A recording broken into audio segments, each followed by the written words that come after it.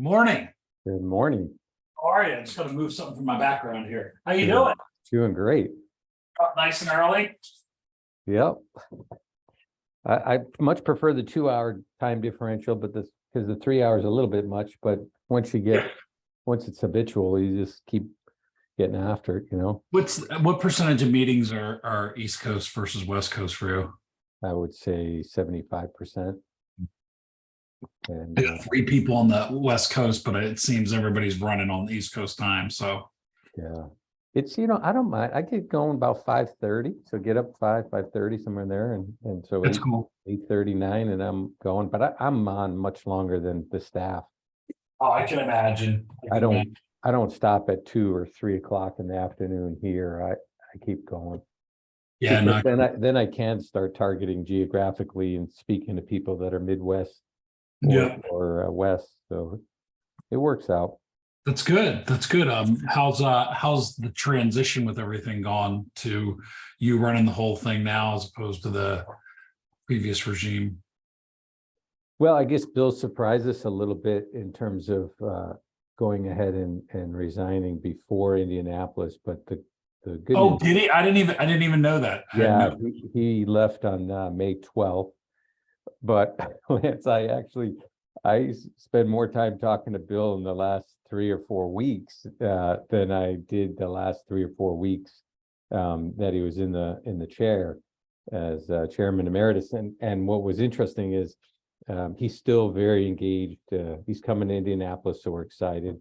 We'll have a little surprise for him there and give him a good send off. But I mean, he made that decision on his own. Just it was time, or yeah, he has some health issues that he's dealing with, and he also ran into some philosophical differences with the majority owner and myself relative to one of his pet projects he's been working on for 10 years, and we're like, it's on two counts it wasn't going to happen. So he's like, I think it's time for me to semi-retire. So he bought a place down in Florida, so he's gone down there a couple times, and good. That's great. But we still talk to him every day, or every other day. No, I can imagine. I mean, it's his baby at some level, and it's hard to leave that. I didn't envy you when you came on because I was like, you still had to deal with him. He definitely has an opinion, right? I think where he was spoiled is under the previous ownership, he was allowed to do whatever he wanted. Yeah. Under this ownership group, we had him working on very specific projects, and I don't think it was sufficient enough for him. But at the same time, it's worked out, and Right. we had a productive first year and a good start to the second year. He is still minority owner and has asked us to help him sell that share, which we're close to doing, and that's good. Yeah, so for him, we want to do what's right for Bill and recognize, better than 3 decades worth of contribution. Are you the more interesting question is, are you having fun doing this? Oh, I absolutely love this. Yeah. And can I share something off the record with you? Yeah. This is nobody hears this but me. This is just fun. Yeah. So I had, after the local vote here went down negative against a new district and arena for the Coyotes, within 2 days, I received 2 calls about ALSD consulting. And, oh, really? Yeah, and would we be interested in getting involved with 2 prospective ownership groups that were both vying for the team, to potentially buy the team and relocate it. And so on one of them, it's just a long shot, right? It's and subsequently, from what I understand, the league told them you can put in for expansion, but a relocation of the Coyotes, if that were to ever happen, is not heading east. They're going to Midwest, west, which most hockey fans that follow it know where they're slated in terms of the division and what have you. Right. And so for me, it's bittersweet, right? Because I'm talking to these people, but I worked 13 years. I put 13 years of my life into that organization, from New York for 6 years, and then boots on the ground for 7 years. But I was tickled to death that, we got the interest, and on the other one, I did a quick elevator pitch and got the verbal yes. If this Right. comes to fruition, we will use ALSD Consulting to help us not only in the existing market, but concurrently in the I new love it. market. So yeah, it's That's exciting. awesome. It's That's exciting. awesome. So, but I swear, Lance, like when you look at the skills that I developed working in professional sports for better than 3 decades, most of that is the majority of that is transferable to this chair. And Oh God, yeah. yes, I've never been an owner and I've never been a CEO, but I've been in leadership positions ever since I was, 8, 9 years old, playing quarterback for Pee Wee football and then midget football. And interestingly enough, I think that's, I don't know what you've seen in your experience, but one of the interview questions I always have for people that I've recruited or helped recruit is, have you been a captain of a sports team or a chair of an organization or a club or a sorority or fraternity, like some leadership role? And overwhelmingly, yes, the people that I've worked with have been in that kind of leadership role type Yeah. thing. So for me, it's like, yes, I've never been part owner and I've never technically sat in the CEO chair, but I've been a chief operating officer, and I know how to push and pull a team. Arguably at times probably harder because you're in between a ownership team that sometimes has a different vision or different priorities than what it takes to actually run the team or the organization. So arguably, I mean, the people I know that are, like the Chad Estes of the world that are in a similar situation that you've been, I mean, all it is a different freaking zero, right? And some of that is, he's pressed between what the Joneses want and what is realistic for the organization, right? And sometimes the aspiration doesn't meet the execution, right? So For sure. no And doubt. I lived that one time, and I'll keep it generic, but I remember sitting in a preliminary meeting with an ownership group that was like, okay, well, what are the projections for this coming season? And I had put a number out there, better than 15% increase in revenue. And they're like, well, that's not good enough. We want 30%. And I look around the table and I look at everybody there and I said, we all want 30%, but what's realistic? I mean, if you were to call, you would call the league and ask them what's the realistic lift that you could get on some revenues, it would be X percent, and it was 5% actually, because the team had missed the playoffs numerous consecutive years. And so I'm like, 15% or better was a stretch for that projection, but based on context or perspective or different perspective, they wanted 6 times what the league was saying was realistic. And that's when you just sort of scratch your head to say, I'm giving you my best. I'm not blue skying you. I'm trying to stretch the team, but at the same time, 30% isn't going to happen. It never ceases to amaze me. And talking to Kyle Pottinger at Phoenix, or any of these groups get no ownership, or like a Mark Jackson, even up at the Timberwolves, we were just there last week. The tendency for some of these billionaires to come in and think I think sports is different in a lot of ways, to think they're going to absolutely have some kind of breakthrough growth is unbelievably naive. It's almost like the cat that's there now, at the Phoenix Coyotes, the Javier guy, I think is his name. He works for ownership. Coming in to think you're going to absolutely revolutionize this is ridiculous, because I think what they don't get at the core, it's almost 4 very distinct sales or revenue.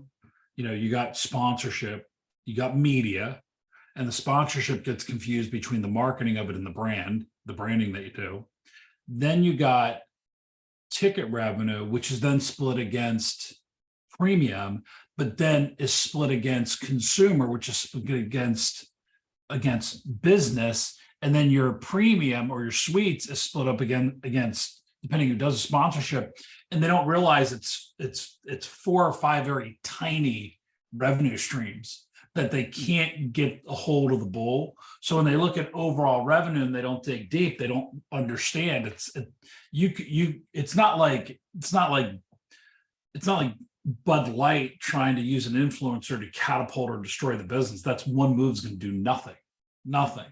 It is, and it takes a high labor to drive that top number, like a high labor to drive it. Where it's like I'm going out tomorrow and I'm doing leadership work with SoFi, with Kroenke essentially, which is 5 different companies essentially with the group at SoFi. And I said to Greg Kish, I said, what's the major goal of this? He goes, to probably maintain the number we have and not let it go this way. And I said, grow. He goes, any kind of growth that we'll do because of where we are will be a fight against going backwards. I said, fair enough. Right. And we got into that number, but it's a really tough thing. Speaking of leaders, I don't know if I might have told you this. My son who contacted you. He works for the company now. He won the national championship of hockey. I think I might have mentioned that to you before. Right. Signed a contract in France to play pro. Awesome. Today he is at the White House meeting with the president of the whole team. And he just texted me as we were talking. And while Biden's giving the speech, he's going to be standing right behind him. Oh, that's awesome. Isn't that freaking cool? Or what? So he's the captain of the team. This is like, we found out last week, the coach called and said, hey, I really want you there. I don't think the whole team's going to be able to get there, but you're the captain, this team. And he just texted us. He goes, on the way to Casa de Blanca. And he goes, I'm standing right behind Biden when he gives a speech. It's like, right on. I said, I don't care what anybody's politics are. You respect the office, period. For sure. Office of the president. So regardless, I don't care who's there. I've been blessed to have seen multiple U.S. presidents, but only able to really speak with one of them. But Bill Clinton was President Clinton, and George W. My wife and I saw him in Chicago, and he acknowledged us, but we didn't. There was no opportunity. Right. It's like a meeting with the Pope, right? Yeah, I missed the opportunity to meet President George Herbert Walker Bush in Houston when we were having with the Rockets an event called Tucks and Tennies, and my wife was missing from the table as we were entertaining VIPs with the club, and she came running over to him and said, excuse me, can I take Jeff away from the table? And literally, Lance, she wanted to introduce me to the president. I walked right by him. And until I saw the Secret Service guy with the earpiece, I was like, oh, she goes, she was talking to him and then realized that she should come get me so I could meet him. And I walked right by him by accident. And geez. There was a chance, you blew it. But when do you get invited to the White House like that? That's a great tradition. Yeah, it's a great tradition. It's good honor. Whole some will tell his kids about, right? So when does he head to France? September. And he signed, I asked him if he wanted help. He's had an advisor since he was a young kid. And I go, are you going to use him? He goes, nah. I go, do you want me to help him negotiate the contract or at least look at it? He goes, no, I got it. And I said, okay, fair enough. Awesome. I said, he's highest paid player on the team. That's great. He leveraged the fact, he goes, look, I could play over here. I prefer to play in France because the rinks, it fits my style better because he's a small player or he's a small forward. Olympic rinks are better. They play less games, so his body won't take a beating like it would in the ECHL. And I'm not saying it's there's like 5 leagues over there that you can fit in between before or after the ECHL. And I go, all right. And he goes, I won't get a chance to do this again. And, maybe I make a run at it for 4 or 5 years. I said, fine.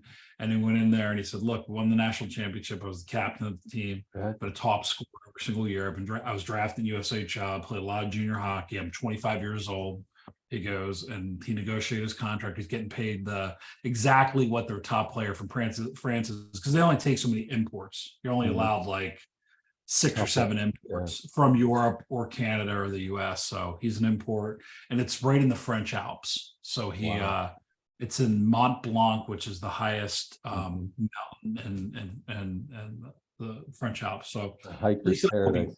yeah, no doubt. Right. So, hey, now this podcast is really simple. So, like, seriously, I don't know if you've listened to it, but it's easy. The key is not to make it, we'll let organically ALSD come out in our relationship. That will come out organically. So, real simple, Jeff, like we start right where you are right now. I introduce you, just kind of go on to, and I'll say, what is ALSD? What do you do? What do you run? Right. And then I simply say, make a transition. How did you get here? Let's talk about this journey. How did you get to this spot? And then you just guide me through your career. And the key is, like, we don't want to go in every detail, but like kind of the major accomplishments. And it's what manifests itself is like, look, over time, I had to sell myself. I had to build credibility. I had to, and this is it could be a sales position. It doesn't have to be a sales position as you get there. And then we arrive back to where you are right now. So we take through that journey, right? Okay. Only person I had to coach so far in 3 years of doing this was Nick Bartlett. I had to shut it down. I had to say, these aren't Len Komorowski talking points. So chill out. I don't want Dan Gilbert, Len Komorowski talking points for the Cavs. I said, this is about you. The organization will come out on it, right? So like that's people hear your story leading up to this. And then at the end, it's pretty simple. Like I'll ask some questions like, what advice do you give on success? And I'll change the question up if you listen to it at the end. If you had a song that played in your head when you're getting a big deal done, what is it? Or at your funeral, what song do you want to play? Right? It's usually a good manifestation of that. And like what books you recommend to people, or what books do you gift, and then we end it there. Key is we keep it right, and we'll cut some stuff out. We'll make it about 45 minutes or so. We hum right through it. And then good news is, if we get this out in the next 2 or 3 weeks, right, we can lead it right up into ALSD, right into the conference between you and I, because we can get everything out on all cylinders. You know what I mean? Get it done. So like a week before, maybe 2 weeks before, not necessarily the week of, because we don't want to be competing against other things that are going out there about the conference. Fair enough? Yeah, that's great. All right. So, and it's easy. You and I have had enough good conversations that this would be great. So, absolutely. So, and I want to get 2 things right. I always ask this, I want to make sure I always pronounce your name right. It's Morander. Yes. Okay. I knew that. I just wanted to confirm it. Believe me, I've botched names up in the middle of them. I get on a roll. And Jeff, the title you want to be referred to as CEO or president or CEO. Yeah, okay.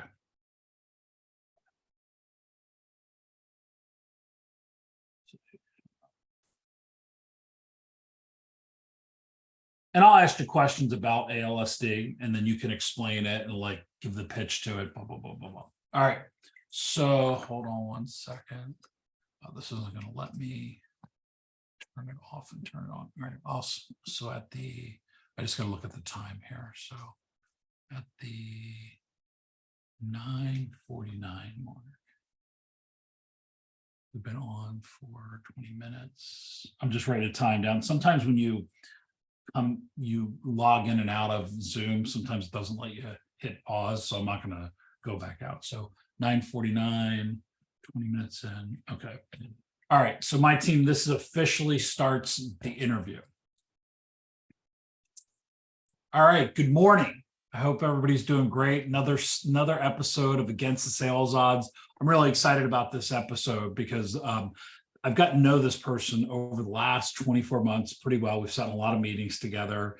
They're a partner of ours. I'd like to welcome Jeff Morander, CEO of ALSD.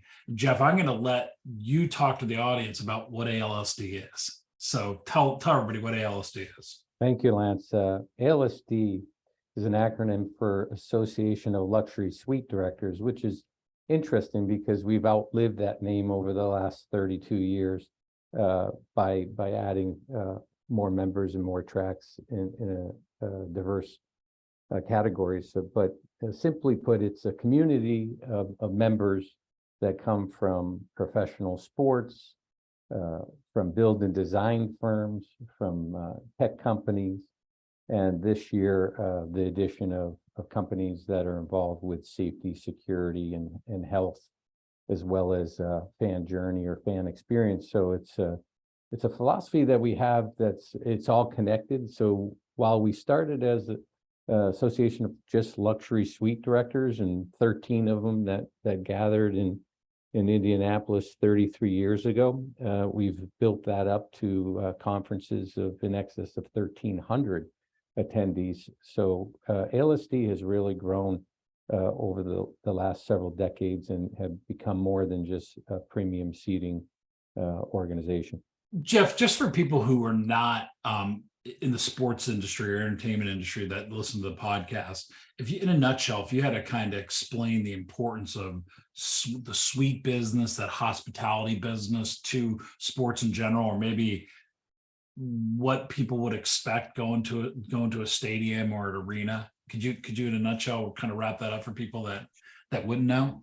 Sure. We've always felt that it's about the experience, about the fan journey. So while we started to focus on the premium seating in our early years of coming to a suite or a club seat or even beachfront property, and what does that look like in terms of benefits and experience while you're there, we've always preached the utmost professional customer service in terms of catering to the customers, so to speak.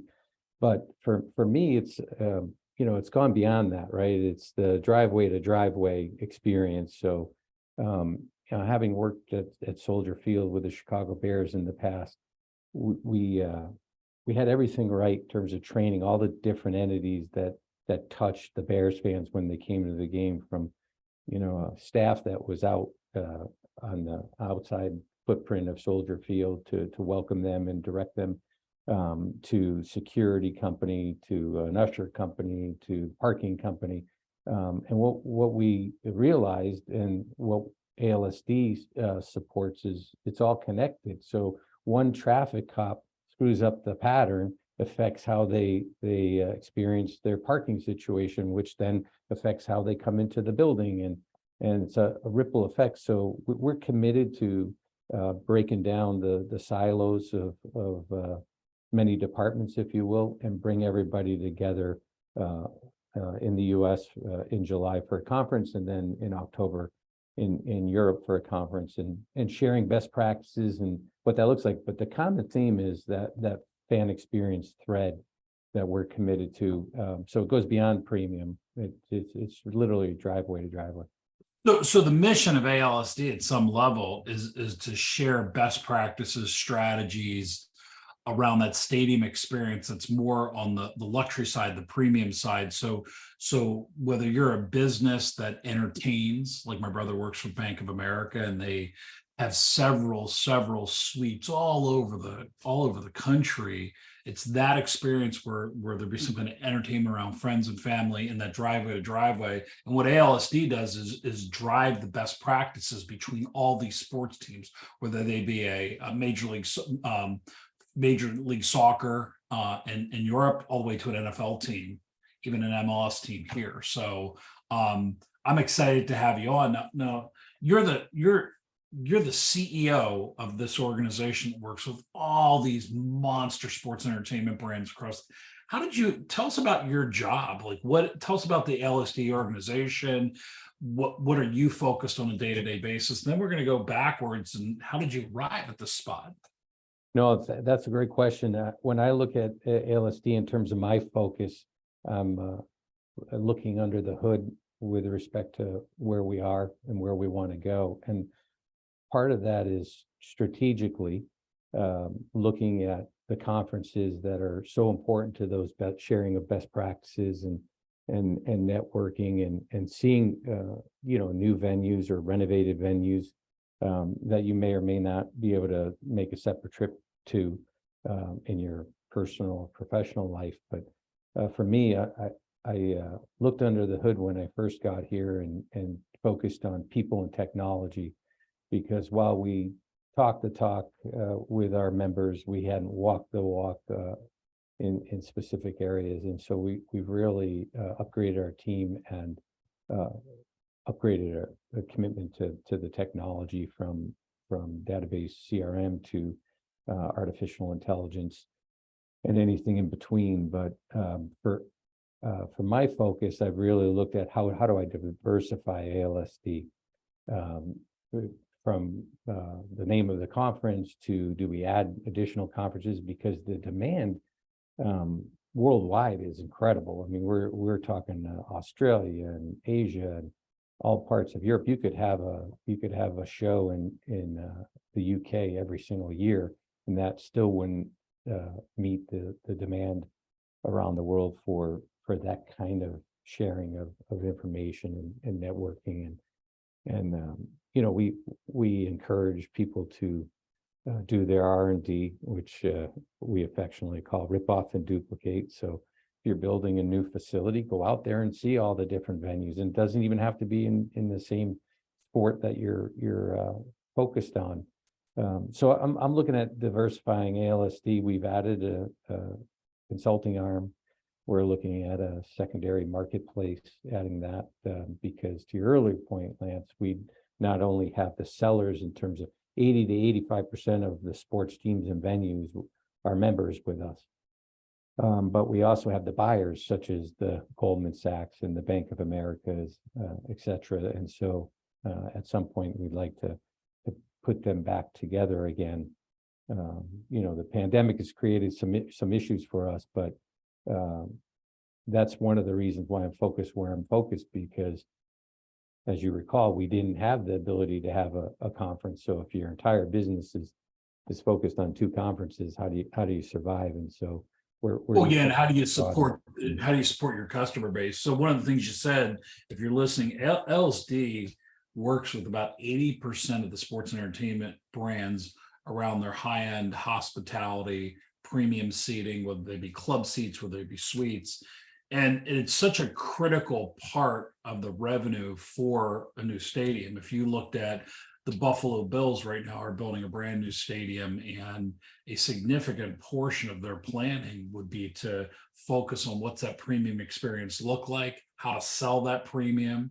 And you go overseas, you said to Australia, whether it be rugby or Australian rules football, all the way to, you know, the Premier League in Europe to NASCAR. These are all organizations that it's such a significant, profitable part of their business, because I think everybody has to understand that most of this is a B2B sale. Very little, it's business to consumer. So the strategy to engage these businesses in a marketplace, grow these relationships, and create long-term predictable income is just critical to the success. So ALSD really is the place that people go to benchmark, share best practices, and like you said, duplicate and replicate as much as possible what works. Fair? Absolutely fair. And I would go a step further too. We have the top food and beverage companies that are there with us hand in glove.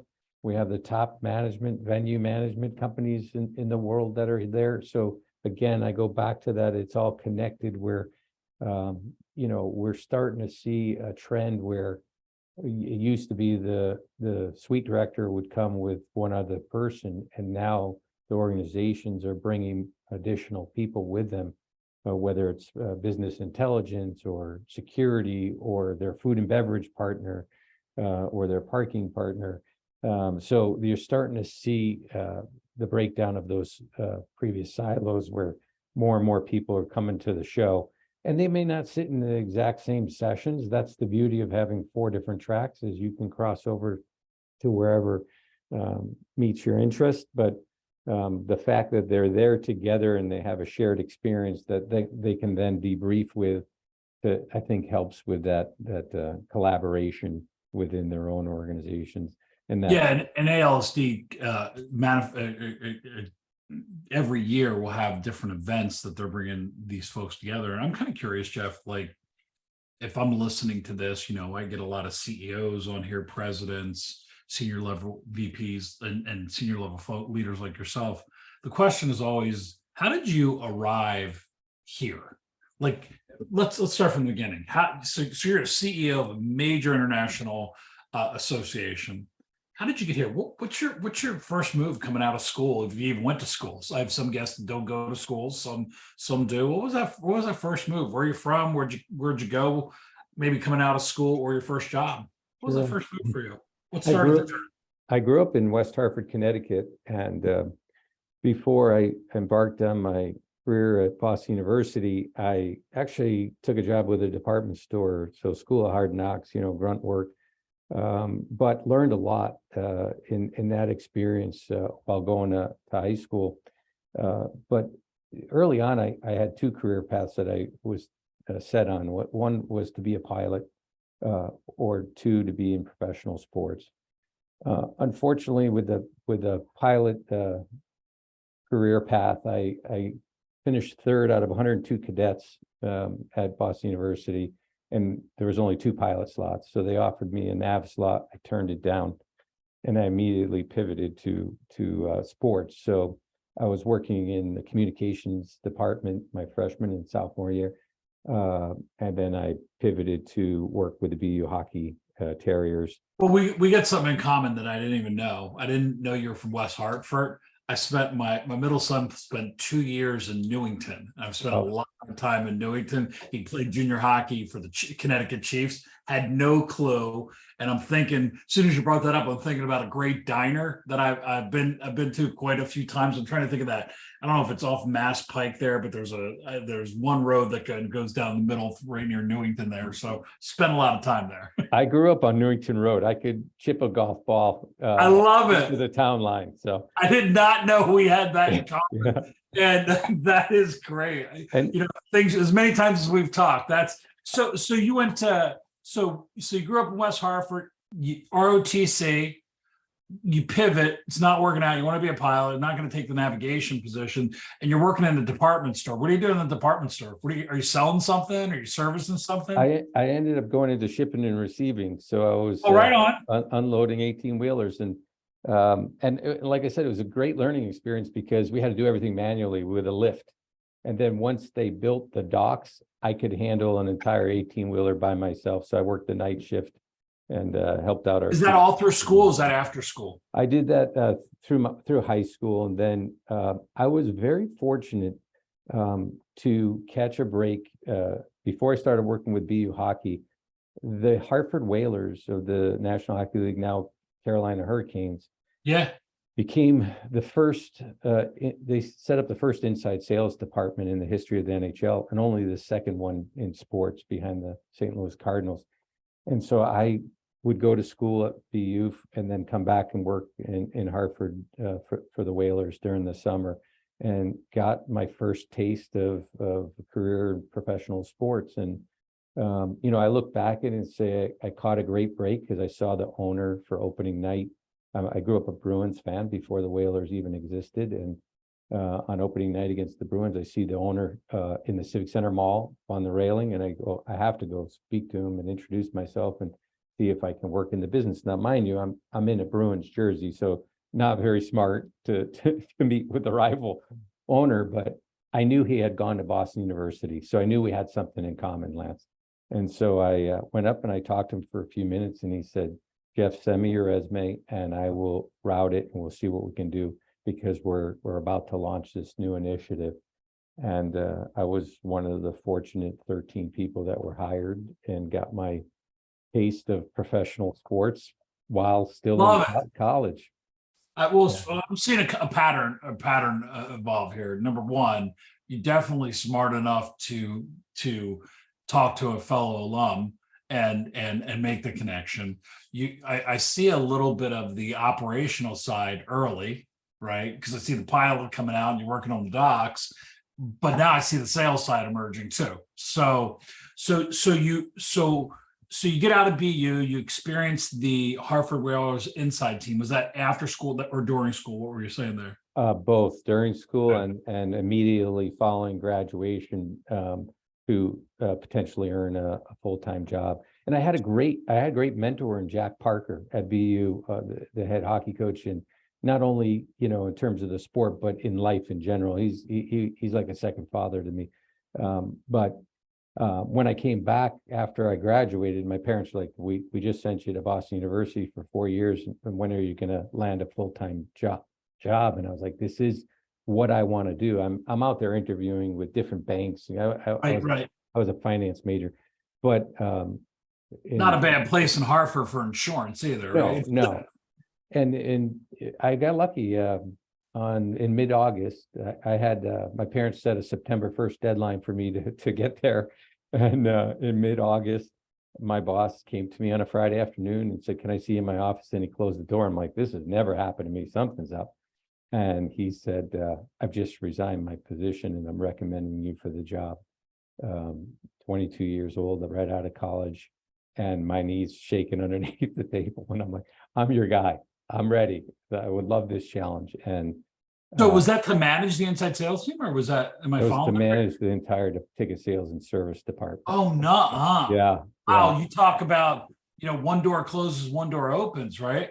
for sure. And I found out later the reason why is I was the only one that had cross-functional experience in sales, service, and ops out of any of the internal candidates. And while they had a stack of resumes that were truly impressive, they didn't want to go outside. And it was late, right? It's end of August by the time I got in that chair, and early September, and the season was starting. So So if I'm following this correctly, your parents set a deadline, you get the full-time job and you're running the whole kit and caboodle? yes, sir. Now Oh, man. the irony of that story is we still joke about it today, all these years later. That was 1986. The person that was most qualified for that job left the organization on August 1st. So 2 weeks later, when they find out about the resignation, they put their resume in to get considered, and they get no look whatsoever. I mean, For me- loyalty goes a long way, doesn't it? And for me, I was leaving in 2 weeks, right? That was the mandate to have to make a move. So the timing was such, and they gave it to me on an interim basis and left me there in that role for 11 months before I earned it. But when I look back, if I knew what I know today, back then would have been so much easier. But I was a young professional that was fortunate enough to have my second mentor in my life, the late William E. Barnes, and he guided me through everything from budget projections to how to do media to managing staff, because I was never the best salesperson, Lance. I finished 4th out of 13, but I never aspired to be in sales exclusively like the top 3 hunters did. They didn't want any responsibilities to manage people, or they wanted to sell and hunt. And no matter how well I performed, I could never outperform them in terms of the results. But that wasn't my intent. My intent was always to become a manager and be more strategic and tactical. So how long are you there? And I kind of like the comment of being 4th out of 15, because it's not like you're in the middle. You know enough and probably are working hard enough to get there, but you have a different pathway. How long at Hartford? So I was there a total of 7 years, and then I decided to, with an ownership change, I decided to take a different path, and I went to Atlanta to work for a minor league hockey team, the minor league affiliate of the Tampa Bay Lightning. And what role did you take there? So you're there for 7 and you're going to minor league. I was head of ticket sales and service, but realistically, there were 5 of us to start that organization, and truly started that from scratch as an expansion team, and outdrew the Hawks, believe it or not, the NBA Hawks, for many, many games, to the point where Ted Turner, pulled our owner aside to say, "What are you guys doing? Like, this is incredible." So we really, to me, that opened up my eyes, because, Lance, when I was on the major league level, I had the budgets, right? I had the size of the staff. I had all the resources that I needed to be successful. When I got down on to the minor league level, you had to become more resourceful, open up your mind, and really get after it. And so I did that for 2 years before I got the call up with four other staffers to Well, the it's you had to go from a systems thing to an entrepreneurial thing because that's truly a startup. You're in a startup mentality. You're probably, I'm thinking about like John Clark, who was working at a minor league team in Jersey. He said, like, we did everything, or Kerry Bullballs when he started off in the minors. He goes, yeah, you might have a title, but you could be working a concession stand one night. Right. I mean, it's like, Absolutely. Kerry was at the IHL Cleveland franchise, and yeah, I was part of the Atlanta International Hockey League franchise. And yeah, I mean, it truly was a sobering experience. I never was concerned about getting back up to the major leagues. I mean, it's the first time I ever stepped foot in Georgia was when I accepted the job and went there. And I used the same transferable skills from Hartford to attack that market and develop a staff. So I was fortunate to get that experience. I look back and say, if I never went to the minor leagues, would I have been as resourceful and as willing to push the envelope in creativity and whatnot? But I still keep in touch with all the people from the mid '80s to the early '90s of staff.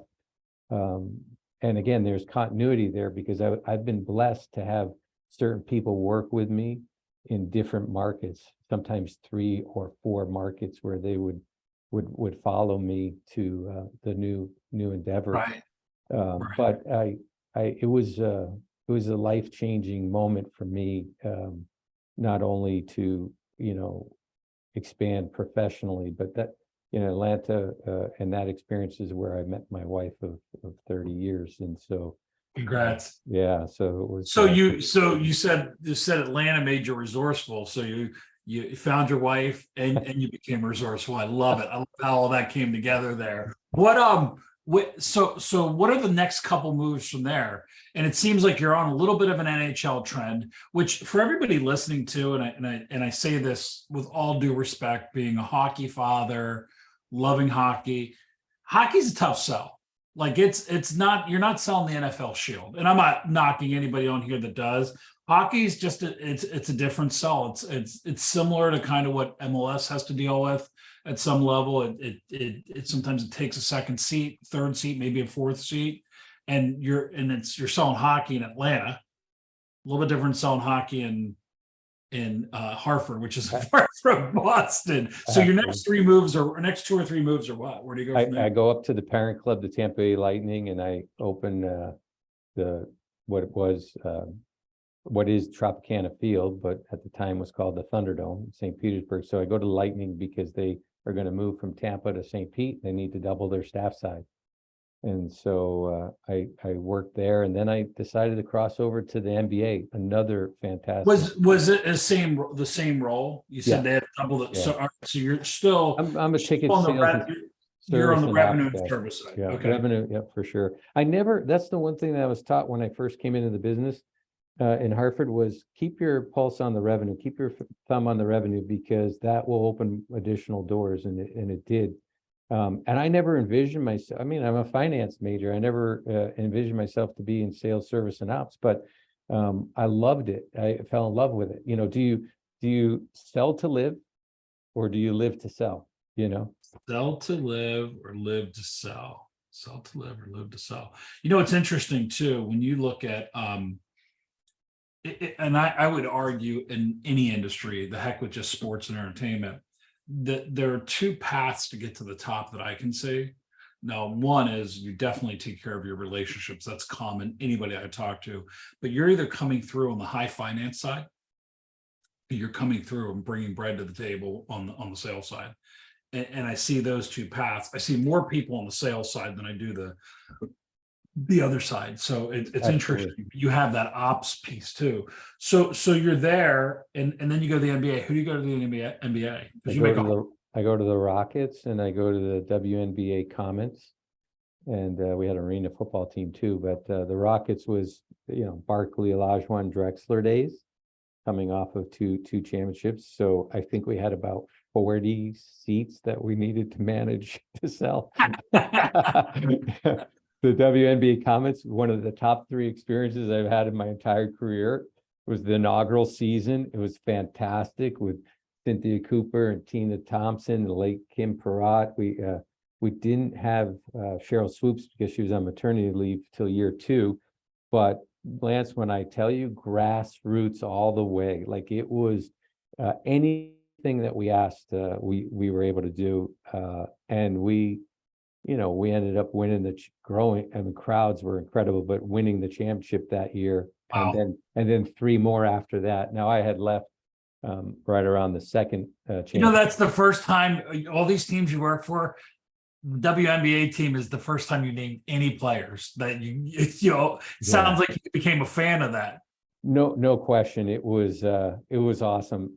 It's interesting, and I regret not sharing this because very early on in my career at the Hartford Whalers, I was one of 4 salespeople that would sit at a lunch table of 6 with Gordie Howe on one end and Emil Francis on the other. If I only took notes after those lunches, and I could write a book and publish some stories that are But forever. I think that might be a whole other podcast. We have It was incredible. So I've been around the Phil and Tony Esposito in Tampa Bay, like 2 all-stars. I mean, Hall of Famers. No doubt. But crossing over and going to basketball for me was a huge step because it validated that the process by which I used was transferable, and again, had no experience in the Houston market, but was able to methodically prospect and attack the Houston market for multiple sports teams. So that was awesome. And I have had other NBA experience with Sacramento and with the Atlanta Hawks, but I'm known as a hockey guy, right? I'm known as a hockey guy. Even when I was at the Bears, they affectionately called me the effing hockey. Here comes the effing hockey guy. The effing hockey guy. Because I went to a 1AA football school, so I didn't rate with the football ops or anybody that. There's other sports in the Northeast. Yeah. So you're at the Rockets. You're still in that ticket revenue side of things, right? But now that's for 3 organizations, not one. So you're multi-tiered.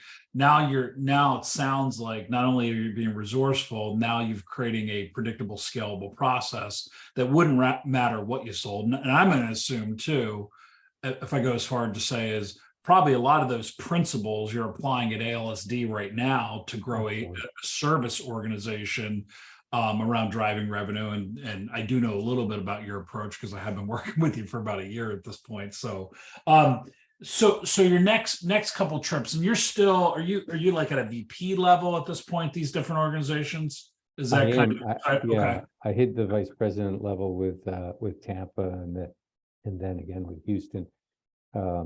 It's interesting because the next move that I made, you know him as well as I do, but I called Len Komorowski to ask his advice with going from 3 teams on the NBA, WNBA, AFL level and vice president to then go to Chicago as a chief operating officer with the Chicago Wolves. And I got good feedback there because of his experience and branched out with multiple disciplines like community relations. I oversaw that. I only had a little taste of that when I volunteered in Hartford, but it was a fascinating experience. But while there in Chicago, the Bears were building a new Soldier Field, and so they hired me based on my experience moving Tampa to St. Petersburg and then back into the new arena with the Lightning at the time. So you go to a big market, get recognized, and at this point, other than Atlanta, is probably the biggest market you were in. For sure. Correct. Yeah. I mean, Hartford's a sub-market of Boston. It's a different market, but now, so you go to Wolves, and I do love that move because most of the people I know that are successful have done something inside their career to expand their reach, expand their property lines. I even think some of Len's proteges, somebody like a Kerry Bullballs, who literally did the same exact thing, right? Inside the Cleveland organization, because Len was huge with that even in his own career, right? So And his advice to me with Chicago, because I went back to a director level position, he said, Jeff, it's not the title, it's the role.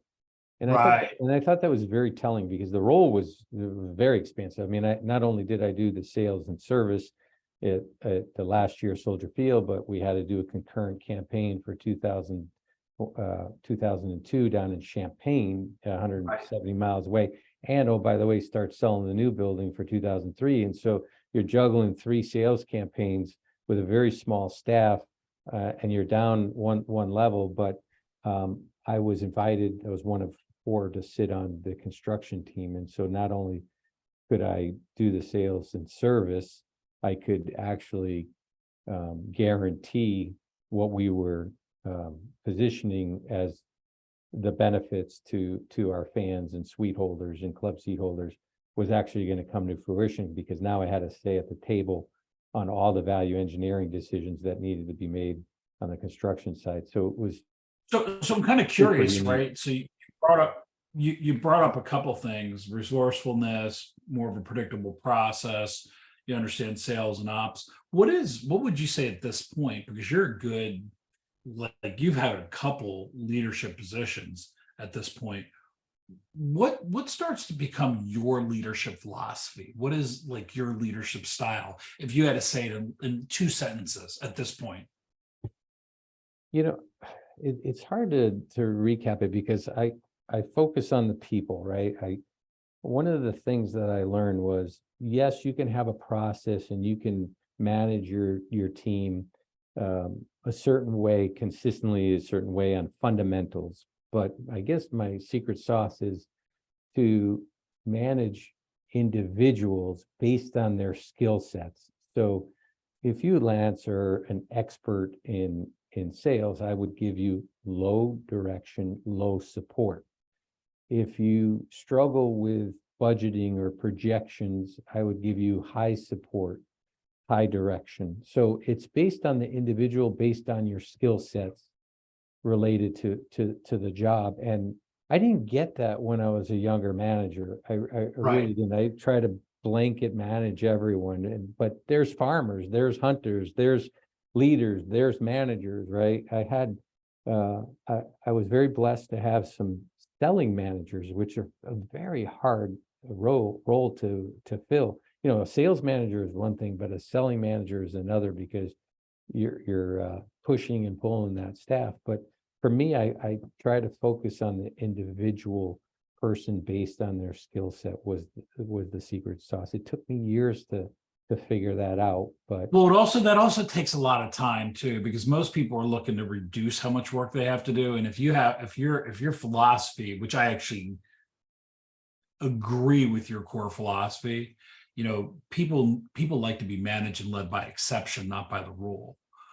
That's why in hockey you have a first line, second line, third line, or NBA you have a starting lineup. I mean, people are striving for something, but the amount of time it takes to manage people to their skill set, that means you have to understand their skill set. That means you get to know them as an individual. That means you got to understand what motivates them. So painting with a broad brush doesn't work. You're painting with a fine,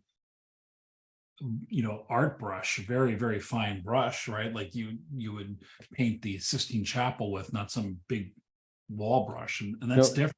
It takes no time. question. And related to that, Lance, is that, when I look at recruiting was a big part of it, right? Right.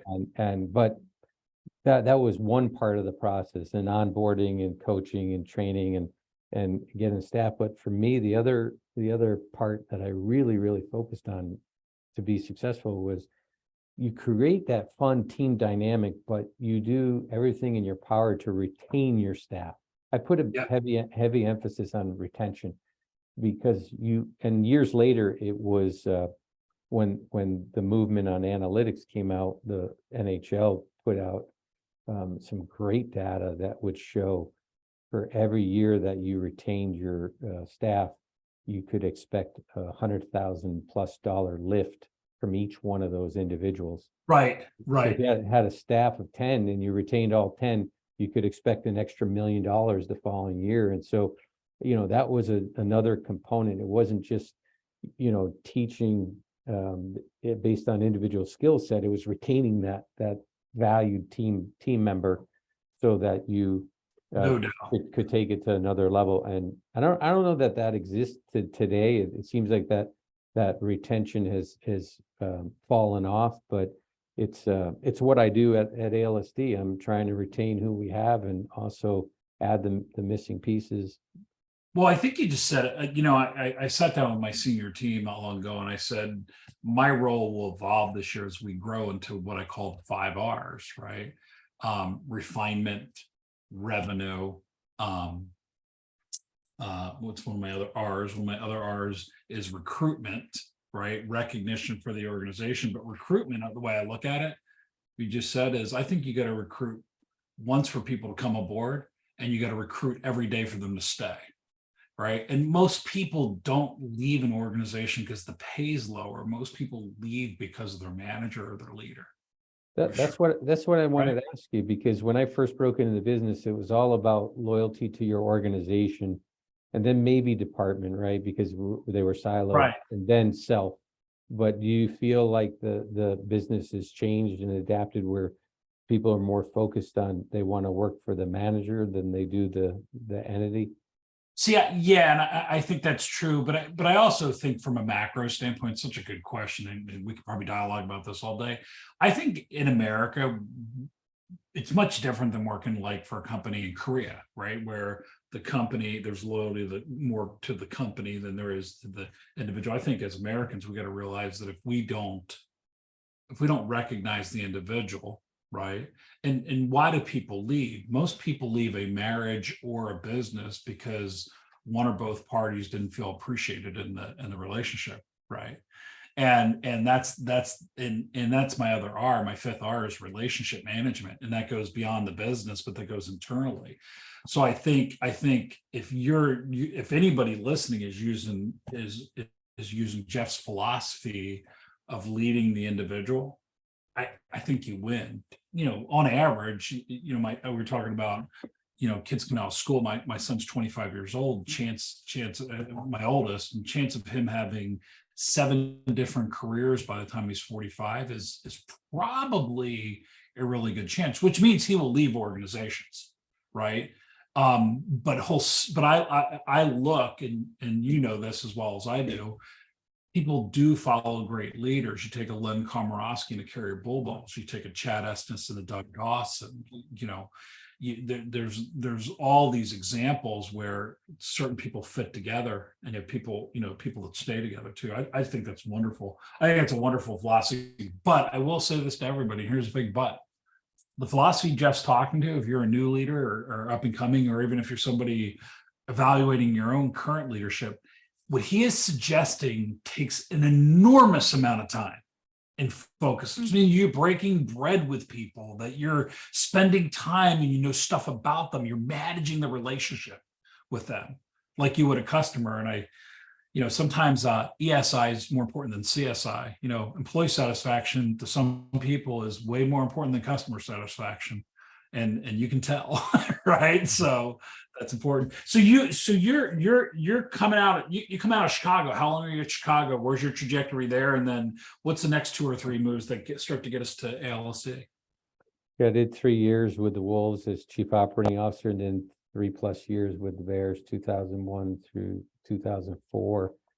And then it's one thing I failed to mention is, part of the reason why I was able to be so mobile is because I have a spouse that is in banking, right? And so she ended up, every time we moved, ended up getting promoted, getting a better job than she had before. So it was so sure much. As hell helps, man. It does. You have somebody. It really did.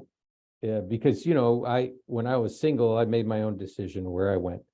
Get in the car, move to Atlanta, right? But when I got engaged and then got married, it's a joint decision. And then when we had our child in the second experience in Atlanta, then it becomes a family decision. So as you evolve, for me, it became more difficult. The decisions, you're more judicious in terms of the opportunities that you take. I was fortunate enough to Chicago to be recruited by Bernie Mullen to go to the Atlanta Spirit. So again, multiple teams. We had the Phillips Arena at the time with the Hawks and the Thrashers. And so very similar to Houston in terms of the efficiencies of the org chart and what have you. Now, I lived through 3 work stoppages with NHL, and that stop was one of them where, the NHL wasn't working. So we essentially took the Atlanta Thrashers staff and we doubled down on the Atlanta Hawks. So we retained, our ownership was committed to retaining the full staff, and we doubled up on the Hawks, and we were fortunate enough to swing them by 30% in ticket revenue. So that was a fantastic experience. One, to have Bernie there to be able to help guide me, but two, to be back in Atlanta, where it all started in terms of my personal life with my wife, and then we had our only child there during that stop. So very fond memories of Atlanta, a very special place for me, and again, still interface with people that I work with. What was that role? Was that a revenue role, or is that more of an ops role? Revenue for sure, tied hand in glove with analytics. Interesting side point is even our own staff thought that the BI crew reported to me when they didn't. They reported up through marketing, but they were joined at our hip in so many meetings and with so many initiatives, as you know how important that is, that even internal staff had no idea that they weren't officially part of our department, which is a good feeling to know that you're collaborating in such a way that people don't see party lines, so to speak. But no doubt. I loved that, going back there. I loved everything about that. And so it was a great experience for me and my family and for the team. What I was going to say, Lance, is the beauty about being in this chair with ALSD is last year I go to New York City for our show, and I've only been in the chair for 2 months, and I know over 300 people that are at the conference and trade show. And the reason why is because the people that I've worked with directly as colleagues, right? But then also people that you come across in different league meetings, and to have the varied experience with NBA and WNBA and NFL. Again, I'm more of a hockey guy, right? I've been in hockey the majority of my career, but to have that the diversity of my contacts and relationships certainly helps, because you see a familiar face. It's a great feeling. It is with all the, especially the amount of organizations you're with, and what were your last few stops that were significant before you got to ALSD that really kind of started to shape and round off your experience, your leadership, your approach, your philosophy? I left Atlanta for Sacramento, and while that was an extremely difficult job, in the year and a half that I was there, I received more training in a year and a half than I did in my entire career combined. It was constant commitment to not only catering to customers, but making sure that team members progress professionally.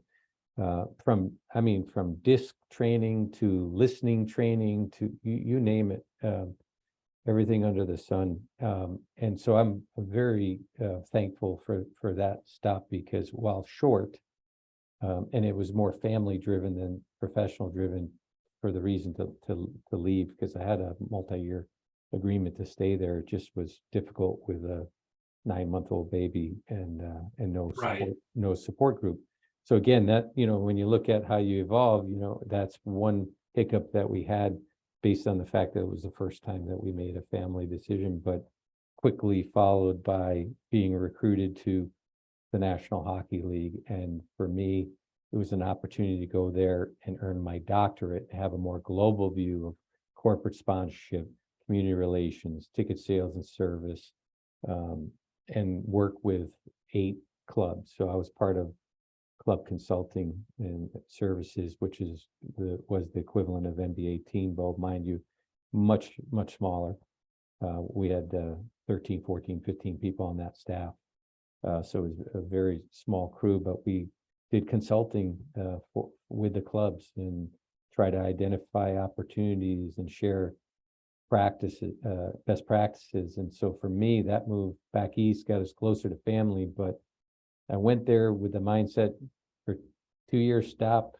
I always was a team guy, not a league guy. So I thought 2 years stop, earn my doctorate, so to speak, broaden my horizon, and then go back to a team. Well, I stayed there for 6 years. I absolutely loved it. I had 2 full-time jobs insofar as I did, after club consulting was disbanded, I did Ticket Center of Excellence. So I did ticketing strategy across the whole league, but I was also invited to be a part of overseeing NHL events, specifically credentials and ticket ops, ticket sales.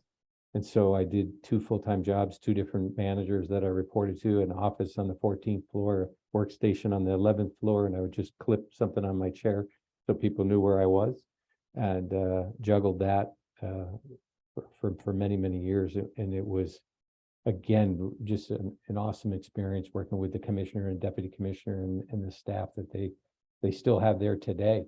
And so for me, it was, I came away from the team side. You had to be neutral. You couldn't root to Switzerland, cater to all clubs. But for me, it was with the intention that I would go back to the team side. And I was fortunate enough to be recruited by the owners, 3 of the owners from the Coyotes. At the time, Phoenix Coyotes, then became Arizona Coyotes. But I met them in a 30-minute meeting in the NHL. And I met them, and next thing I know, they're asking permission, the deputy commissioner, if they can recruit me to go to the team side. Now, mind you, at the league, I worked with them because so it's all about those relationships. I knew the right? entire, absolutely, I knew the entire staff. I didn't know the ownership group coming in, but I knew the entire staff because, yes, while I was juggling 2 jobs, Bill Daly, the deputy commissioner, asked me to join a very small group of people to work on the Coyotes, because if you recall, Lance, the NHL owned them coming out of bankruptcy. And what we thought might be a 4-month transition turned out to be a 4-year transition to get the right ownership group in there. And so I was the only one going back and forth, boots on the ground consistently to Arizona. So for me, it was a natural, not only to go back to the team side, but natural to join them because I knew everybody that was there. I interfaced with them. For 13 months going back and forth between New York and So the pattern though that I see is, and if I were taking anything from this, I would say revenue, ops, and that experience developed your reputation, and then from there there's a repeatability, but very people centered. And I look at that NHL experience that you had, probably holistically, you're looking at best practices from that consulting and advice you were given to the NHL, which lands you, with a couple other trips, like you said, Phoenix. Then all of a sudden you're at ALSD, which all that experience is going to drive ALSD in the future. I mean, you have that vision. I didn't realize it was as vast. I mean, I've looked at your LinkedIn before, but I didn't realize it was that deep with experience. Yeah, I've been fortunate enough to work in some great markets with some great people, and in the end, I mean, it is about relationships with me. I mean, yeah, do I care about my personal brand? Absolutely. I have pride, right? I want to do a job, but what's great about ALSD is I've gone to the conference for over 10 years, right? So I've known the founder for 20 plus years. I've known our president for 15 plus years. And so for me, it was a natural to come over. But more importantly, I've walked in the shoes of our members. Yeah, I was going to say that. I mean, the relationships are one thing, but you've walked in all these shoes. Right. they're from small organizations to very large organizations. I mean, and the hands-on with the smaller organizations, 3 times the small organization that had small, 4 almost, that had very small, the markets weren't huge, or the the WNBA, and you did it again with the Spirit, with 2 different organizations. I just think that's unreal. I didn't realize that. When you look at, if you had to say in a nutshell, and we talked a little bit about kids and stuff, in a nutshell, if you had to say to a 7 or 9-year-old that was a niece, nephew, grandchild, your own child, and they said, Uncle Jeff, what's success mean? How would you define success to a 7, 8, or 9-year-old based off all this experience? I guess it depends on your goal, right? For me, when I was 7, 8, 9, I wanted to play football, and I didn't want to just play football. I wanted to be the quarterback. I wanted to be in a leadership position. No different than in baseball. I was a middle infielder, and in basketball, I was a number 1 or a number 2, right? I wanted to lead. I didn't want to follow, right? And so I got involved in activities that would help me with that later in life. But if there's something, at that age, it's probably too young to talk about it, but this was ingrained in me by my old world grandparents, right? That my great grandparents, on both sides, came through Ellis Island, but my grandparents had a work ethic like I've never seen before, and that translated to my parents and then on to us. Vacation, they didn't know what vacation was in Right, terms right. of balance or whatever. But the one thing that they shared with me, and has been my goal ever since I've heard that, is to be the stepping stone for the next generation. So Right. to my nieces and nephews, it's trying to help them pick them up in any way, shape, or form, and family, and to do that. And interestingly enough, Lance, I live by that today, and I've done that consistently, including at 15 years old, my parents sent me away as an exchange student. That opened up my eyes and opened up to new languages, new cultures, new everything. Like, it was life changing, and I've given that opportunity to my nieces and nephews, and only one of them has taken me up on that. But we felt that it was that impactful, that let them see if it has the same effect, and if not, no harm, no foul. But to be the stepping stone. But what was interesting is I always did that in my personal life with regards to family, and then I had my first mentor, and William E. Barnes in Hartford, said, why don't you use that for your professional life too? Be the stepping stone for the next, just like you caught breaks early on and people helped you, if you could do the same. And I live by that today. I still do that today. That's what I'll take away from my career, is that I played a small part in helping develop and have professionals progress to get them to where they wanted to go. And it sounds simplistic, but for me, it's Love it. I love it. It's the payoff, right? But to your earlier point, you got to put the time in and spend some time with people, and help them along. And so for me, that's been the win, right? It's not my personal brand as much as it's, I played a small part in helping an organization or helping individuals. And ALSD is no different. I mean, I feel like I can use these transferable skills to take us to a whole new level, and we're on our way. What's one song that kind of sets the tone, if you play in your head when you're getting these business deals done, managing through something that's tough? What's that one song that plays in the back of your head? Let's Get Down to Business with Eminem. There you go. All right. It's a little known fact. Growing up in Connecticut, I caught rap music in it from its inception out in New York City, and so I'm big. I mean, I listen to everything under the sun, but that song is the one that is Let's Get Down to Business. I love it. Let's get down to. I love that. One book you gift to people, or have gifted to people, or you would gift to people, besides mine, of course. Of course. It's interesting. I'm not a big book guy. I read a lot of them. I like nonfiction. most people that I in my circle that I would gift would not read that. They're more fiction readers type thing. So I like to gift people more current events, like articles of interest, different things. Like, it sounds corny, but that's, I read different websites across the world,